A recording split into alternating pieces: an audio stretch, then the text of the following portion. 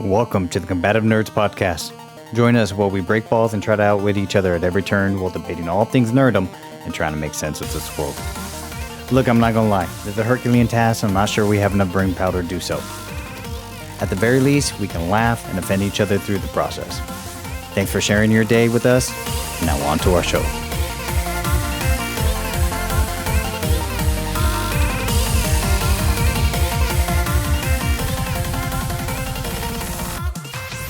Hey, what's going on, everybody? Welcome to Combative Nerds. It is September 22nd. This is Raiderlance and Fighter2Wizard5. First, thank you for joining us. Our podcast is official. Going to do it right off the bat. Please like, subscribe, share, write some comments. I know it's on the Apple Podcast Store. We already got our first 1-star. Woohoo! But what pisses me off about that is they didn't tell me why they don't like me. Now I'm sitting here imagining all the things that I don't like about myself, all the things my parents and my wife tell me that they don't like about me, and I need to know. So please, join the club, share your dislike, or it could be Fighter2Wizard, I understand, but at least give us an explanation on why we suck. Because I personally think it's unfair. We, the three of us, so hopefully you've heard the conversation with the IEG, are all killing ourselves to get out of our comfort zone, try to entertain you, try to bring a little bit of education here and there, try to make you laugh. And I think the sacrifice, maybe should warrant a little explanation or a little bit of support. I know IEG has pretty much destroyed his back drawing the mural. I have carpal tunnel from taking out all the ums that we say while doing all the audio editing. Fighter2Wizard, you didn't see this because we had stopped recording, but he was complaining about his ears. His cauliflower ears has been hurting when when you took off the headphones, you made that grimace, how much it hurt. He's been wearing the headphones. And oh, yeah. Yeah. And so I don't know if you remember, but then I told you, hey, dude, start wearing ear guards. And you're like, I can't. And I went, bro, start wearing ear guards. And you're like, no, I need my cauliflower ear to get bigger. I was like, what? That's not making sense. He goes, no, I need it as proof that I've trained jiu-jitsu. Okay, what are you talking about? And so he said, look, I am just so sick and tired of every time I roll, they ask me, did I just start training? Am I a white belt? Am I here on a 1-week guest pass? So I just went, yeah, sorry about that. So normally, that was good. That was a good setup. I like it. It was very casual.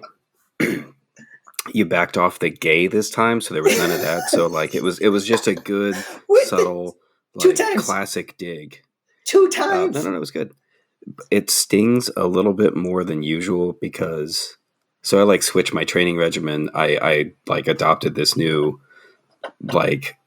way of taking notes and attacking my game and my setup after last week when I just had my ass handed to me. It did not matter by whom. It did not matter the belt. I got my ass kicked by my friend who was in town, who usually does. Yeah. I got my ass kicked by his friend who was in town. Oh, no. You pulled the train. My ass kicked. Yeah, it felt like that. And I got my ass kicked. Not tapped, but kicked. And man, fuck you. You've had that night too. Yes. By a white belt, and I can make every excuse in the world. Heavier than me, training for competition, constantly trains with a guy who took silver at Masters Worlds. Did he have prior training too? No. No, he didn't do any other martial art. BJJ was his first, and he just picked it up that quick because of the monsters? No, that dude trains all the time. All the time. Mm. He has been training for a year to get ready for his first competition. I'm not taking any of that away from him. No, of course. But the guy he trains was like, hey man, so he's getting ready for a competition. Go don't let him have anything. So he is specifically working on a takedown. So I let him have the takedown, sure, or a guard pull, and from there I fought. He didn't tap me out, but he didn't need to because he beat me by about 700 points. Okay, were you tired? I didn't cry. No, I understand. Not that tired. I didn't cry then, And it took a lot to stave off the tears when I was hanging out with my friends later. But like that night, I sat on the couch, but like, all right, What am I doing with my life? something has to change because whatever I'm doing is not fucking working. But I will say this: the way I've approaching it this week, based on some other stuff that I saw and talked about with, it's working better. So I'm just saying your insult stings deeper than usual. Well, I'm not sure to say I'm sorry or thank you. Just go with the latter. Okay, so did they at least give you report after on what you could improve on? I mean, because sometimes we all have off days. There's certain times our sparring sessions would go one way, and then other times they would go another way, and it's just because one of us was having an off day. And also the psychological. No, go ahead. The psychological ramifications of getting tapped out for 15 minutes from 3 different higher levels. You're going to be in a different state on that 4th roll with someone lower level than you. You almost like could have gotten mentally beaten by that point. I doubt you were exhausted yet with your stamina. No, just some people are just better. Well, I'm older than last time we sparred, so my stamina isn't what it used to be. So I have to augment it through nutrition now, whereas before I could just augment it through training. Right. But I wasn't tired, just outclassed. And I wasn't able to work my shit. I mean, normally I wouldn't have let him have the guard pull he had, but that's what we were training for, so I'm not taking that away. Sure, of course. Like, all right, my jiu-jitsu was not good enough. So, yeah, off day or not, I've been there. I remember, who was that? Okay, this is the first time I'm asked for a name, but who was that at Krav? That black gentleman who was probably about like 8 years older, real quiet, almost like a mute. Eric. Shaved head. Okay, Eric. Eric was my white belt. No, he wasn't a white belt. He was one of the highest students there. But he was one of those people. He kicked my ass on the regular. He was one of those people where I could go up against 10 different people and have good results. And Eric just had my number. And it wasn't that he was that intimidating or that hard. And so I did not have much success with him. I think he was one of Kyle's primary students. He'd just been there a while. He'd been there before Kyle was a student. Okay. Nice guy, but so controlled. Yeah, you got no read. I've never had a problem sparring him. I always went super light because when I spar, we go heavy. Yes. Probably too heavy. Yes. But in that, there's something to be gained, and we each gained something from technique there. With Eric, there was no fight. It's always just this chess match with light taps. Yes. And there's something to be said for that, but there was never the thought in my mind where, man, if this was a real fight, I would kill you. That was not my experience. He must have gone a lot heavier at our facility than he did over at headquarters. Because now I wasn't saying he was. Yeah, maybe we just had different experiences, I guess. I don't think he and I ever sparred particularly hard. It's just that when we did, I never left it saying man, it's a good thing it's just a training match. I don't know. Okay, so let me clarify. I don't think he would have left me in a puddle or knocked unconscious. I do think if they were scoring, I wouldn't have got a 10 out of any of those rounds unless I slipped and ripped and got lucky. Me and you evened out, right? You had more volume. I had maybe heavier shots. But it evened out. There was no clear... You had better placement. Yeah. Where with him, he was lending more frequency and heavier shots. Now, of course, I would catch him here and there, and we never went as hard as me and you go. But yeah, it was a long night for me. I had to pack a lunch. I can never say I got the better of him. So I just did not a good matchup. I'll say this: I don't think it was ever tested. That is a fair point. If we went to the ground, that might have been a different story. Oh. If we both got mad, I never saw his anger. But from just training, ass handed to me every time. So my point is, I'm trying to defend your sucky jiu-jitsu. Just accept it. Thank you. Did you ever train with Steven? He was... Oh, no. He's the guy, he went to China. Yes. Yeah. The funny story... Oh, I got a great story. If you want to tell yours, because I got one of my favorite Krav stories. Okay, so we I really like him. I admire him very much for many reasons. Yep. Do you remember like way back when I asked you to like, can we start sparring on the weekends? Yeah. I need some practice. Yeah. Because of him. He is the reason I wanted to start sparring because he fucking demolished me effortlessly to the point where while he's kicking my ass, he's like, dude, do this, do this, do this. Yeah. And I just walked off the mat with that facial expression that if you had it before, you know exactly what I'm talking about. There's just utterly defeated. And the next day I'm like, bro, I need help. To be fair, I think you'd only been training a year at most. And he had already had years in this. No, I'd been training like, that's true. And he was a trained Muay Thai fighter and all this other stuff. I'd been training 2 years, but I also trained like 20 plus hours a week. I did week-long seminars. And I'm not saying like there was never a hope of me doing it, but it was just like he'd done amateur fights. Yes. Yeah. No. But yeah, just there's no way. It's like you had no chance. Deconstructed like a Lego. Yeah. Just done. No, he was good. He didn't to everybody's surprise, he didn't particularly like me the first time we trained together on the mat. I tend to have that love him or hate him personality, and he had assumed I was something that I wasn't. And we ended up being buds at the end of it. But it got a little hot to where one of the professors or teachers came over. Okay, so we were in a seminar. Fighter2Wizard was there, but no, you were in my group. There were 5 of us. There was you, me, the gentleman you just talked about. What was his name one last time? Steven. Right, Steven, right?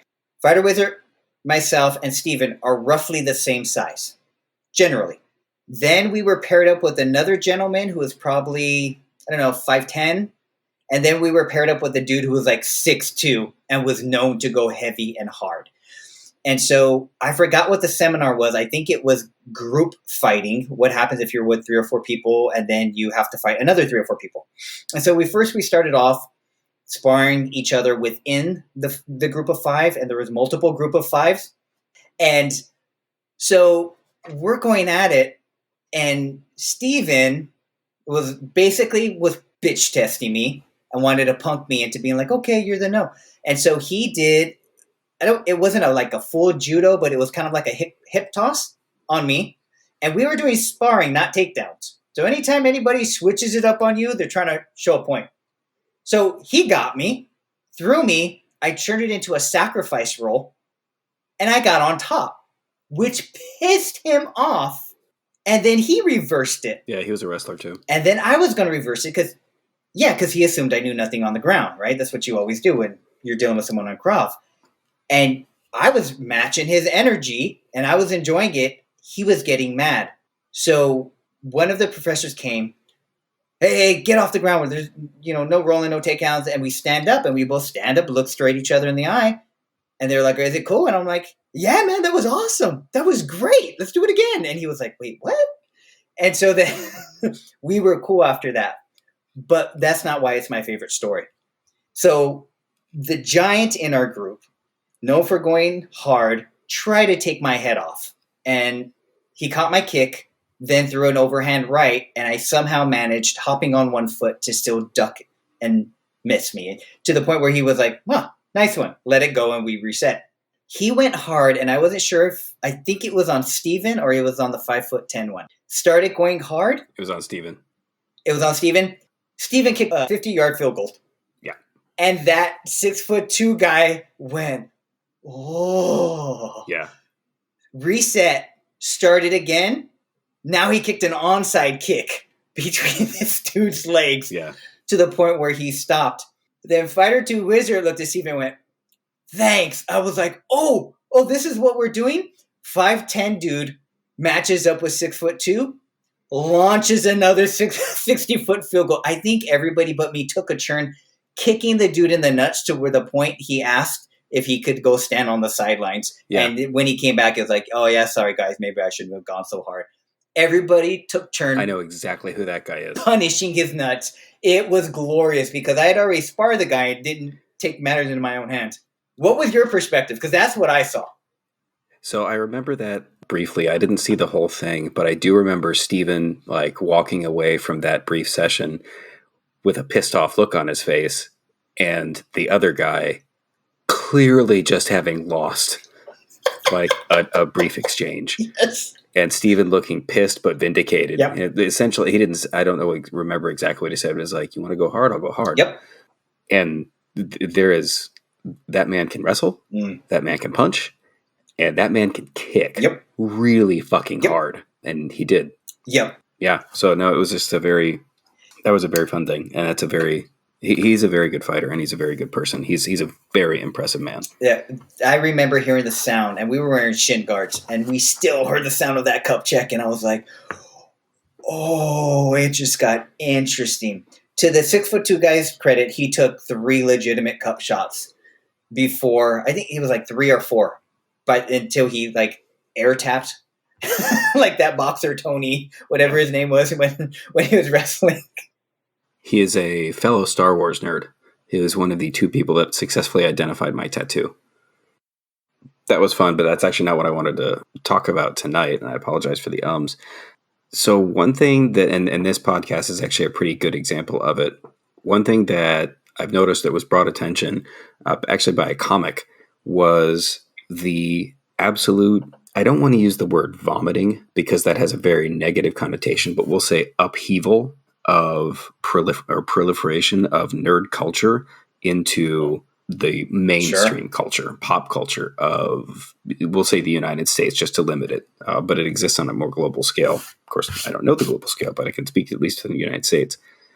And the comic essentially it showed like into the 1980s, like, oh, Star Wars, cool. And there's a few books and there's a few action figures. It proliferates in pop culture and it proliferates through toys. Lucas was very good at doing that. And then the 1990s came along, and re-release of toys and re-release of movies. And there's a little bit more like, oh, cool, I like collecting this stuff. That's fun. That's when I got into it. And then the 2000s roll around, and you have all 3 prequels coming out, and like this mountain of stuff comes out, and there's all of these different media of collecting. And by now, there's socks with Darth Vader, and there's everything with Darth Vader. There's a glut of Disney shows, one of which is my screensaver. There are and you can do this with pick your nerd culture icon. You can do it with Transformers. You could do it with Lord of the Rings. You could do it with Game of Thrones. You could do it with anything Marvel. I'm sure that you and IAG can. She-Hulk, the prime example or case in point. She-Hulk is a fairly obscure comic. I have never read it. That doesn't make it obscure, but I've never read it. And yet, it's a show. It's actually fairly entertaining. But that could never exist in such a mainstream medium as Disney without this just past 25 years just building, I don't know, just this belch of nerd culture into popular culture. Gaming, for example. If you like Final Fantasy, that's one thing, but I wouldn't go so far as to say it's cool to like Final Fantasy, but it's somehow cool to be a nerd, to where people say like, oh, I'm a total cooking nerd, or I'm a total this nerd, or I'm a total that nerd. Whereas before, like when I was in 6th grade, I was called a nerd frequently. I am. And it was not a good-natured elbow compliment. It was an insult. Sure. It was a sidelining of another individual. And I'm just kind of curious what you thought about that, because it's odd looking from the outside, or maybe from the inside in. But just stepping back, I can observe it for Transformers culture. Sure. With Star Wars culture, I'm kind of into it. And like you said, with Comic-Con, like Comic-Con was obscure. Now it's an event. A festival. Yeah. My perspective of nerddom is, again, I grew up in LA, went to school with some bad kids, went to school with some good kids. So, well, I hate to say, a few of the guys who were Crips and Bloods in my school, and a couple who weren't, they were just hanging around with them. You know, some of the black guys were shooting dice, and they showed me how to play craps.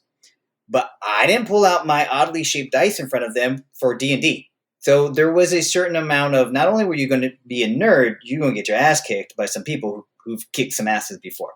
So I did hide for a very long time how much Dungeons and Dragons, Transformers, collecting comic books, it wasn't supported, especially the way I grew up. But as we got older, like you said, you know, WWE, WCW wrestling became something you could watch in college.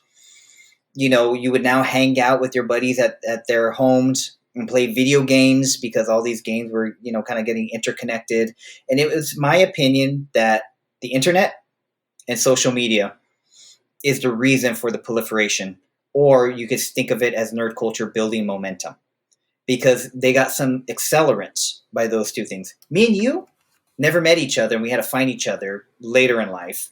But with the internet, I could join a Facebook group, and me and you could meet now.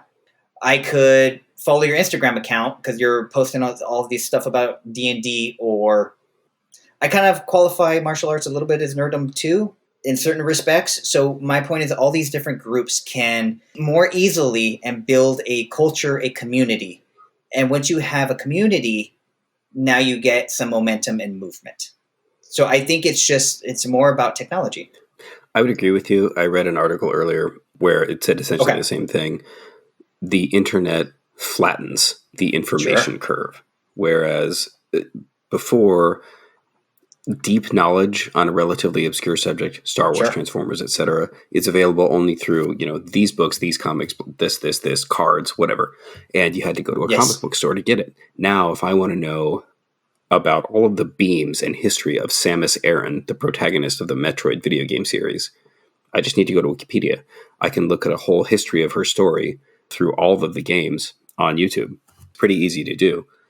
And in a sense, that's great. But it is strange to see now, and you see especially with Comic-Con, all of the things that get glommed onto what nerd culture is. Comic-Con is essentially at its core about comics. But now you get any Marvel movie is going to have a panel. Any new TV show is going to have a panel. And about just unrelated, like Supernatural. I've seen Supernatural once or twice. It's like tween, hot guy solves a mystery, fucking vomit on a television screen. I can't remember who's in it. I knew that the protagonist was good looking. That's the only reason I stuck around it for 2 episodes. Never seen it. But it's strange. In part, you're not missing anything. In fact, you're probably better off for not having wasted those minutes. And I get it from a corporate standpoint. Like, hey, if I have a product and it's even remotely adjacent to what you like, I'm going to show it to you. I get that. It's just so weird that it exists as this popular medium, and what was once this sort of tribal knowledge is now somewhat celebrated. I don't know if it sort of cheapens the experience of finding a community that likes what you like, but it seems to somehow do it. And to maintain that, and this sounds bad, but to maintain that enjoyment of, I don't know, what you got, that sense of community, it almost seems like one has to delve much more deeply into it. And that becomes a sort of nerd pissing contest, which is weird. Like, there's a Star Wars collectible store near where I live. It's great. I spend a dangerous amount of money when I walk in, which is why I don't go frequently. But every time that I am there, like, there's a weird pissing contest between collectors. And even the guy who owns it is resentful that what he doesn't sell is action figures. It's kitsch and socks and keychains with like the Simpsons or something on it, not Star Wars. And there's several other stores devoted to just that. Whereas I had a Darth Vader backpack when I was a sophomore in high school, just begging for an ass kicking. I thought it was cool. The other 900 people I went to school with did not think it was cool and were fine with telling me that. Now, if my daughter goes to school with a Darth Vader backpack, the teachers are fucking high-fiving her and all sorts of shit. It's just weird. It's a strange thing to see. So, yeah, there's so many ways I can take this. One, and I doubt you're like this, but I could see people being like this. Is it one of those things in your head where you're like, well, I had to grow up with all this proving of my love because I was tortured for it? So I could see some older nerds being a little bit resentful. I don't see that as you. I was in, I'm going to give you my experience of kind of that acceptance. I was in downtown LA. They have something called Little Tokyo. It's a Japanese district where a lot of people from Japan, and I don't know the years, but I'm guessing when you said Little Tokyo, the audience probably knew that it was Japanese. That there were people from Japan. I was trying to make a point. There's a place called Little Ethiopia too, but if I say it's Little Ethiopia, it's going to be surprising to say. And there's a lot of Italians there, and they serve Chinese food. Okay, first off, there's almost no Japanese people left in Little Tokyo. So Little Tokyo can mean Korean, homeless, or Hispanic now. So we need to clarify. There's like maybe 100 Japanese people in Little Tokyo left. So, but this community was built and all these beautiful Japanese Buddhist temples around that area.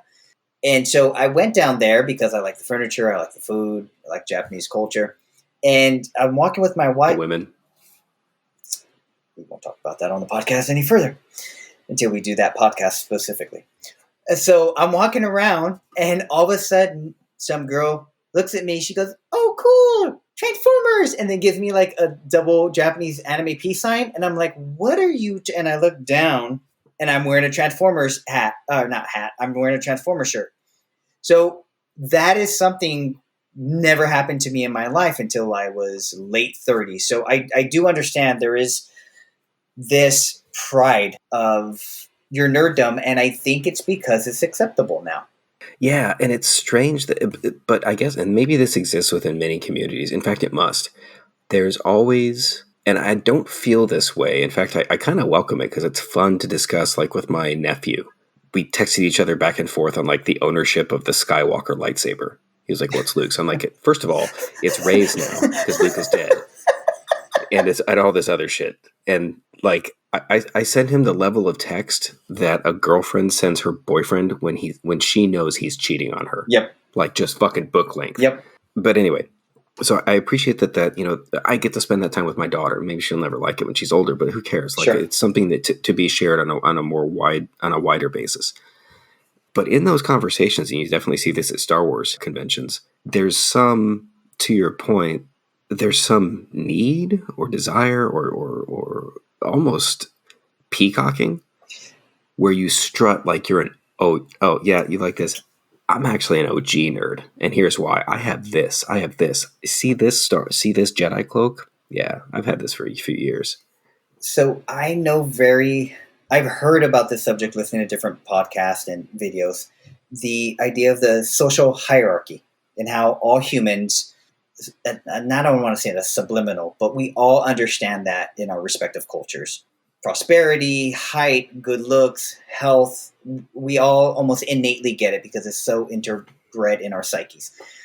Whereas, follow me on this one, the nerd culture for decades was a repressive culture where people would make fun of you and you had to hide it almost in a little bit of shame. You didn't have a community, or maybe you had a small group of friends who would support you in this endeavor, love, lifestyle, whatever it may be. Now that they have communities, it makes sense to me that they would have to develop their own social hierarchies to interact the same. Who's the alpha? Who's the dominant? Who's leading the group? Who's the one who's going to get all the women? And I see all of this play in that show, Big Bang Theory. You see a social hierarchy playing out because now there's a group of them, and that's what humans do, is establish who's in charge, who's next in charge, who's a follower, who's a leader. And so normally we would do that by size, age, wealth, fighting ability. Well, most of that time you don't have any of that in these nerd cultures. So what do you base it upon? Well, the size of your collection, the size of the knowledge that you have of this, how well known you are in this community. So I kind of see it a little bit different. It makes sense to me. It's ridiculous. But I look at it, I'm like, well, that's just people being people. No, that's a very good point, and I hadn't considered it from this is probably the most that I've analyzed this, and I hadn't considered it from that view. What you're saying reminds me, to me, of the different, I don't know, nerd spheres that I occupy. Star Wars, Dungeons and Dragons, fantasy books, Game of Thrones. That's almost all pop culture, but I'm one of the ones that read the books. Yeah. How do you know if someone's read A Song of Ice and Fire? Oh, they'll tell you. They'll fucking tell you. Great. But with D&D, it's my favorite. It is my favorite thing to listen to people who play D&D engage in the OG hierarchy pissing contest. Because at at its core, it's a bunch of fucking nerds, and I mean nerds, Yeah. rolling dice to pretend see what happens next. Yep. And you get these dudes, and there's a lot of creativity that goes into it. There's crafting. There's a sort of skill that goes into playing and organizing and executing a game, especially if you happen to be a DM. And it's a creative enterprise. It's really fun. But to hear people get together and be like, all right, so like my monk, like I rolled it and like I just ran straight up the wall and then I flipped over. That's what I do as a monk. And this other time, like I used feather fall and it actually slowed me down. People say it's a second level spell, but actually, I mean, it is, but it's a high level ability for a monk and it's really useful if you think about it the right way. And I bury my head in my hands. I'm like, bro, you're not a monk. Yeah. You work part-time at a Pizza Hut. You can't do any of this. I kind of feel... It doesn't exist. I feel like that about gamers on WoW, Lord of the Rings Online, any of those RPG games and their character base. I'm like, okay, that either shows how much money you spent or how much time you spent not doing something productive. I'm a gamer. I'm an online gamer. But at certain points, I know the better my character is, the bigger of a loser I am because my wife's not happy. My responsibilities aren't getting taken care of. But I see that with all of this crowd, and this is where I'm going to part ways with the nerds. That's where they should get their asses kicked, because in reality, there's a certain level of humbling in a real social hierarchy. Look, I might be trained, I might have a bad temper, I might know how to fight. If a guy who's 6'4", 300 pounds tells me to move my car disrespectfully, I got to choose whether I want to go to the hospital or move my car. Like, there's a certain amount of reality that I still have to live with, dealing with other people. In nerd culture, you don't. So you get to, there's almost this peacocking without ramifications. Another great example of this was the documentary King of Kong. It was about all these retro arcade game players trying to get the highest score for Donkey Kong. And there's one dude who always had it, and he walked in like he's swinging a big dick, hot wife, acted like he was somebody, never changed his style for like 30 years. And there was just this nerd hierarchy of these pathetic people. At least they were acting pathetic. And it's pervasive. And I think that's where you go throw them on the mat for 5 minutes and take them out of the matrix and put them back in reality. And then you'll get a little bit humble and normalized person. There is something, more than something, to be said for, in reality, having your ass handed to you. It's good for you. It is a humbling experience. Yeah, it absolutely is. So how many people have you ever trained with, and this is, Dunning-Kruger effect, how many people have you ever trained with that have never trained before and assume, oh, yeah, I'd be okay in a fight? 90% of them. If not more. And the instant they're there the first time, they're like, it's actually kind of tiring to throw a kick, and there's some technique to it. And I could, the first person, anytime, almost invariably, the first time anyone begins to throw punches, they'll savage their smallest two knuckles because they don't know how to angle their hand. Right. Or worse yet, they'll tuck their thumb into their fingers, which you immediately have to correct. But no, and that's a really good point, because nerd culture, almost by definition, exists in an abstract, creative world. There is no real world ramification for it. If I have a pissing contest with who's the OG Star Wars nerd because of who has a bigger collection, there's absolutely nothing that happens because I lose that contest. If you and I are arguing about Skyrim, there's absolutely nothing that happens if you have more two-handed skill with a more powerful sword than I do. Nothing. We can argue about it till we're blue in the face, but it doesn't matter. But with martial arts, and I will say this, there's definitely a nerd hierarchy. You can't talk to anyone who trains jujitsu and have them not think that jujitsu is the ultimate life skill. Well, in the real world, if a fight goes to the ground, you can't talk to anybody who does Muay Thai. And I mean one of the real fighting styles. Yes. Not kendo. Yeah. Anybody who trains kendo is a fucking nerd. Sorry. You're not samurai fighting anybody. I know I'm gonna get butt fucked by a kendo stick one of these days by some dude who comes like, fuck you. But anybody who studies like no touch KO, kung fu or whatever, like, sorry, no, you deserve a real ass kicking, something like that. But and there's very much that nerd culture. But like with martial arts, at least, there's almost an immediate real world ramification if you act like you have the biggest dick in the room, because someone with a bigger dick will immediately show you why, which is fantastic. Did you ever see that interview from Eddie Bravo where he's talking about the beauty of BJJ and your training partners? And he says that... I have not.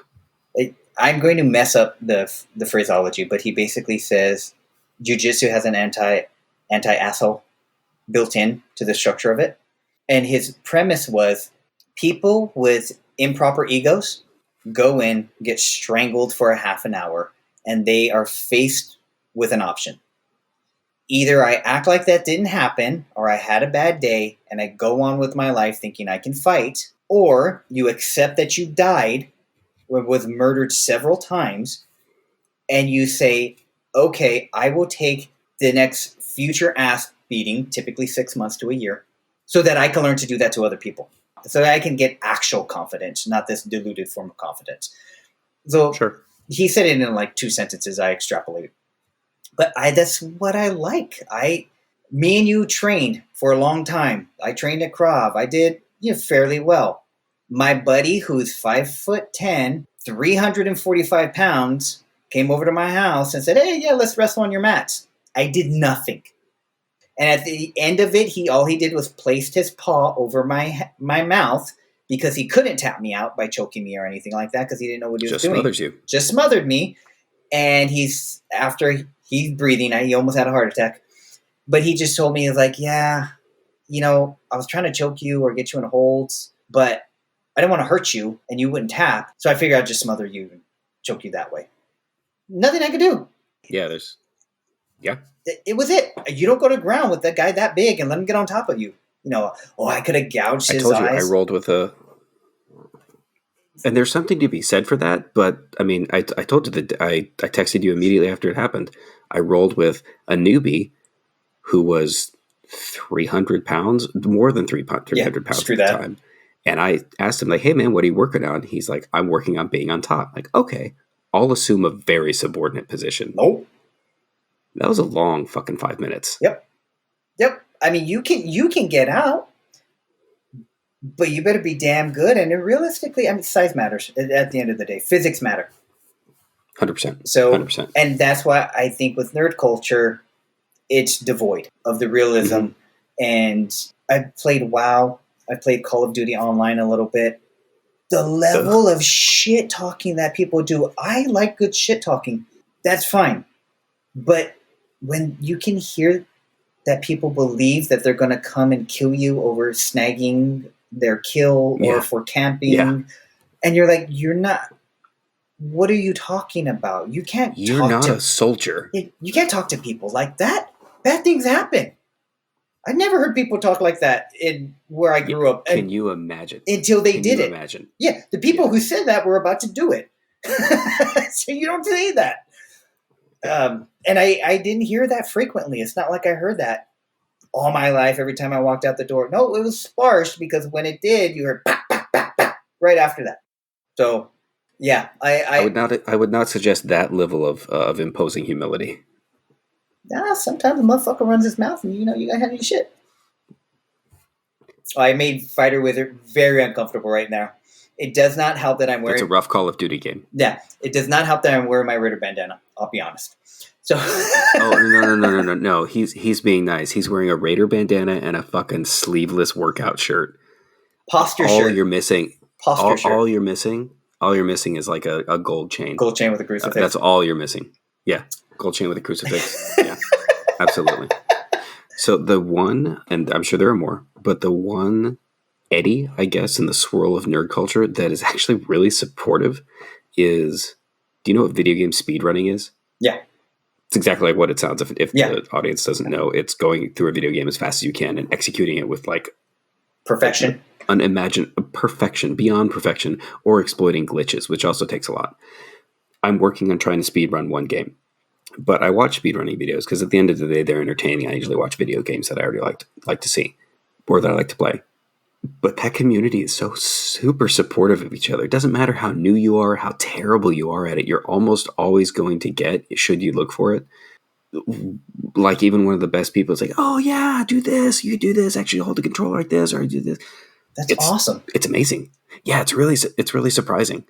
And I think maybe at some level, if you're going to, and the people that have the world records will spend like 55 hours a week on something.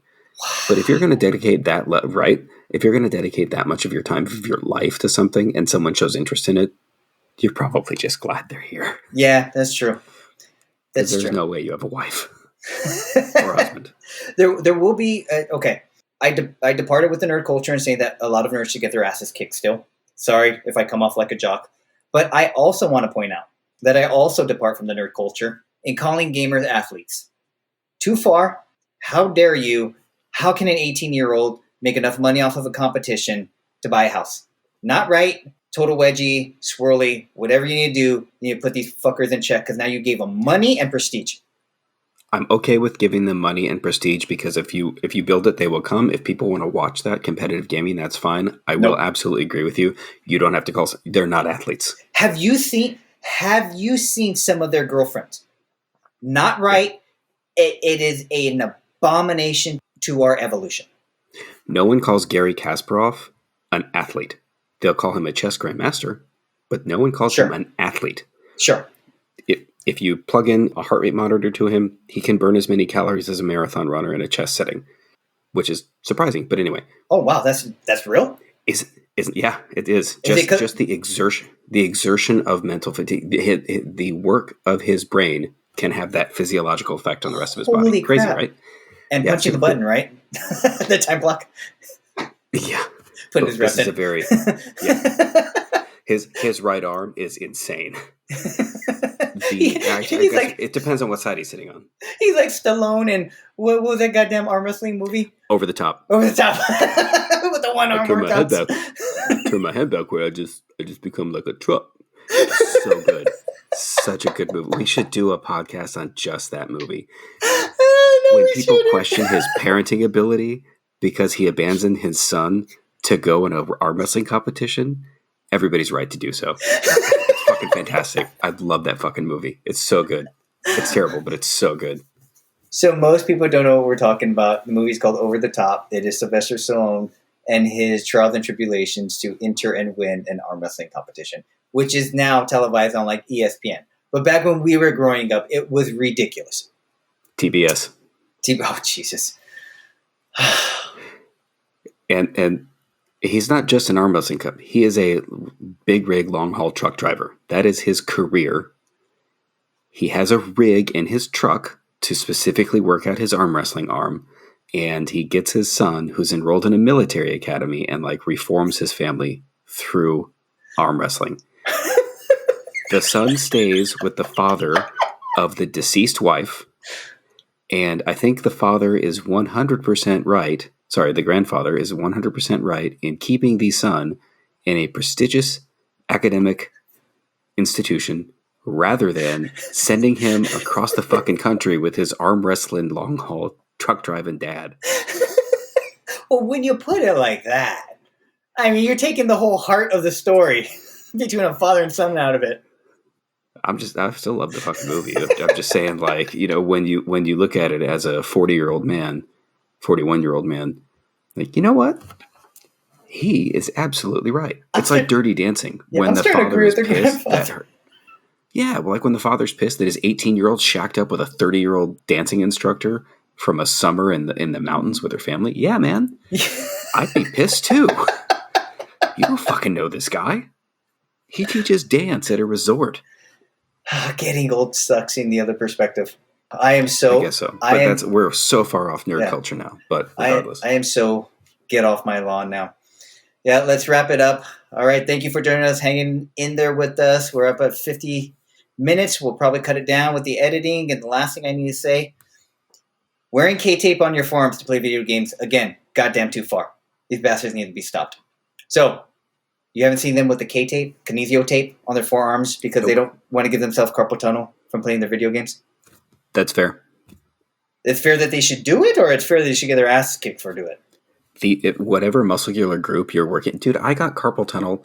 Okay, I don't want to know how you got carpal tunnel. I don't want to know how you got carpal tunnel. I told work I got carpal tunnel from the mouse. I got carpal tunnel from a fucking wrist lock that like affected my writing. But like I couldn't do it, so I had to get like an ergonomic. It's like, I can barely write. My hand shakes. Like, oh my goodness, you're working too hard with the mouse. I'm like, yeah. You don't want to look at my setup. Everything's vertical. All right. Thank you for joining us, and we will see you on the B-side. That's it. That's our show. Join Fighter Wizard and myself for this installment's B-side, where we will be discussing Rogue One, a Star Wars story. Please do us the favor and like, subscribe, share this podcast so we can get some traction. Once I get around to it, check us out on our socials. Bat of Nerds on Patreon, Instagram, Facebook, LinkedIn. You know the deal. Thanks for hanging out, and we will see you next episode.